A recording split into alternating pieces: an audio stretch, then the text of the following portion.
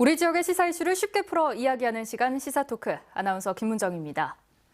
굴뚝산업이라 불렸던 7, 80년대 노동중심사회, 정보산업의 중요성이 확대됐던 90년대 지식경제사회를 넘어 이제는 체험경제의 시대라고 하죠. 창의력과 감성을 연료로 경제적 가치를 창출하는 문화 콘텐츠 산업이 오늘날 대한민국 성장 동력으로서의 역할을 톡톡히 해내고 있습니다. 특히 코로나19로 인해 언택트, 온택트로 즐기는 콘텐츠가 다양해지면서 이제 문화는 단순히 정신적 가치나 감성적 의미에서 벗어나 하나의 트렌디한 상품으로서 재평가되는 상황인데요. 그렇다면 우리 지역의 역사와 문화, 또 지역 청춘들의 꿈과 열정을 담은 콘텐츠 지원은 어떻게 이루어지고 있을까요? 잠시 후에 우리 지역 콘텐츠 산업 전반에 대한 이야기로 이어가겠고요. 이에 앞서 이번 주 주요 이슈, 원광대학교 원도연 교수와 함께 살펴봅니다. 교수님 안녕하세요. 네, 안녕하세요. 네, 이 LH 사태로 불거진 부동산 투기 문제, 저희 시사토크에서도 취재 뒷이야기까지 이렇게 전해가면서 깊이 있게 다뤘던 이슈인데요. 특히 전북은 이 공직자와 가족, 또 지인 등의 연쇄 투기 의혹이 후속 보도로 이어가면서 도민들에게 많은 실망을 안겼습니다. 이후에 모든 공직자들로 재산조사 확대하자 이런 여론이 거세졌는데 어떻게 보십니까? 예, 저는 당연히 해야 될 일이라고 생각을 합니다. 그런데 사실은 우리가 이런 일들이 오랫동안 있어왔던 관행이었습니다. 특히 이게 우리나라뿐만 아니라 전 세계적으로 이런 일이 있는데 이제 이게 도시지리학이나 또는 도시사회학에서는 성장연합이라고 표현합니다. 예컨대 공적인 정보를 가지고 사적 이익을 추구하는 사람들의 집단인 거죠. 네. 이게 어떤 특정 개인들의 어떤 조직만의 문제가 아니라 우리 사회가 가지고 있는 이익을 나누는 어떤 공유되는 클러스터가 있는 거죠. 예를 들면 단순 건설업자뿐만이 아니고 그런 정보를 일찍 취득할 수 있는 도시계획가들 또는 공직자들 그리고 의원들 심지어는 이제 대학의 교수들과 언론인들까지 포함되어지는 일종의 성장연합이 그런 방식의 부당한 이익을 추구하는 행위는 오래전부터 있어 왔죠. 근데 이게 가장 더 큰 문제는 이렇게 부당한 이익을 추구하는 행위들이 거의 관행처럼 굳어져 있어서 문제의식을 못 갖고 있던 것이 이제는 드러나고 있는 거죠. 네. 우리 사회에 굉장히 중요한 진전이 이루어지고 있다고 저는 생각합니다. 네, 시민단체에서 전주 시의원들을 대상으로 전수조사를 했더니요. 아니나 다를까 시의원 5명의 부적절한 부동산 거래 정황이 드러났습니다. 먼저 관련 영상으로 함께 살펴보시죠. A 의원은 아파트에 전세로 살면서 최근 혁신도시와 만성동에서 세 채의 아파트와 분양권을 팔아 1억 원이 넘는 시세 차익을 남겼습니다.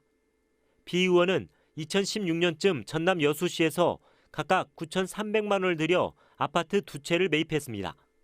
이후 지난해까지 두 아파트를 모두 팔아 3,900만 원의 양도 차익을 남겼는데 전주가 아닌 전남 여수의 부동산 거래라 원종 투기 의혹이 일고 있습니다.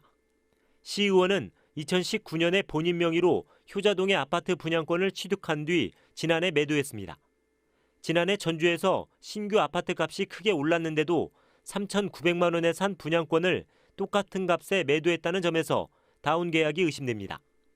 D 의원은 배우자 명의의 에코시티 분양권을 자녀에게 정상적으로 증여했는지, 이 의원은 아들 명의의 아파트 분양권을 배우자에게 이전하는 과정에서 어떻게 자금을 마련했는지 밝혀야 합니다.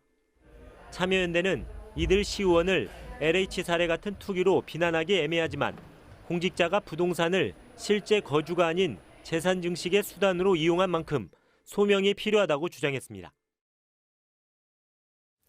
네, 전주시의회가 도내 지방의회 가운데 처음으로 자진해서 투기 의혹 조사를 받겠다 이렇게 말을 했는데 일단 공직사회 부동산 적폐 뿌리 뽑겠다 이런 의지를 좀 어느 정도 드러낸 것 같거든요. 네, 그렇습니다.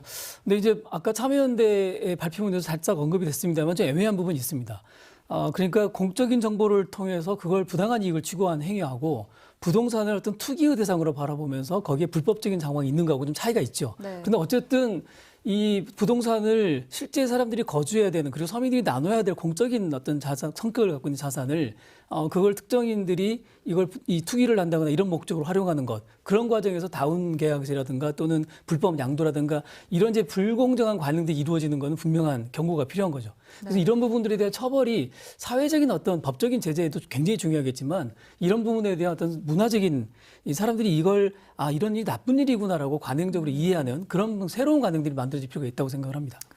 지방의원들에게는 다음 선거 공천도 굉장히 중요하잖아요. 그런데 정작 민주당 차원에서는 해당 의원들 엄벌하겠다, 혹은 적어도 불이익을 주겠다, 이런 구체적인 입장들이 전혀 나오지 않고 있습니다. 이에 네. 대해서는 어떻게 보시는지요? 네, 이제 사실은 우리가 국민적으로 그런 문제를 용인하지 않겠다고 하는 게 표현할 수 있는 방법이지 않습니까? 네. 그런데 이게 또 걱정되는 것이 이렇게 이야기되다가 일정 기간이 지나면 유야무야 지나고 또 그냥 없었던 일처럼 될 가능성이 매우 크죠. 그것이 우리 지방의회만이 아니라 우리 사회 전체적으로 우리 사회를 지도해가는 지도자들의 어떤 리더 그룹들의 어떤 도덕적 이 불감증이 드러나는 현상인데, 저는 조금 더 쉬지 않고 정확하게 감시해야 된다고 봅니다. 시민단체와 언론이 이런 문제들을 끊임없이 지적하고 제기하면서 잊지 않게 그것이 리마인드 시켜주는 작업. 그래서 그게 벌써 내년도에 이제 선거지 않습니까? 내년도 선거까지 이런 이슈들이 가서 그게 하나의 잣대가 될 수 있게끔 그렇게 만들어가는 게 매우 중요하다, 이렇게 생각을 합니다. 네, 이번 사태를 계기로 고이고 또 썩은 부분은 과감하게 도려내길 기대해 보겠고요. 끝까지 지켜봐야겠습니다.